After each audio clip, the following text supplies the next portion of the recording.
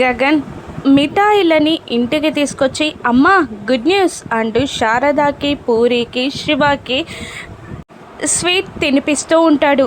ఏంటి నాన్న good news అని శారద అడగగానే, అమ్మ ఈరోజు భూమి పెళ్ళి ఫిక్స్ అయిపోయిందమ్మా అని అనడంతో శివ, శారద, పూరి ముగ్గురు షాక్ అవుతారు.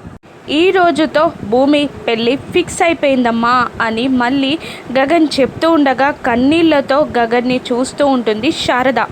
ఏంటమ్మా ఎందుకు ఏడుస్తున్నావు? మనకి పట్టిన గ్రహణం వీడిపోనుందమ్మా, మన జీవితాల్లోకి సంతోషం రానుందమ్మా, ఇంకా ఎందుకమ్మా ఏడవడం?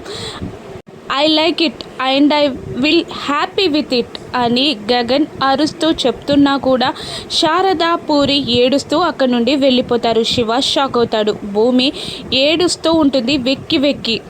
గగన్ తన రూమ్లో బెడ్ పైన కూర్చొని జరిగిందంతా తలుచుకొని తన నోటిని గట్టిగా చేతులతో మూసుకొని కింద కూలపడి వెక్కి వెక్కి ఏడుస్తూ ఉంటాడు. ఈ పెళ్ళి ఎలా తప్పిపోనుందో, అపూర్వ నిజస్వరూపం ఎలా బయటపడనుందో, భూమి గగన్లు ఎలా ఒక్కటవుతారో రాను ఎపిసోడ్స్లో చూద్దాం. Thank you for watching.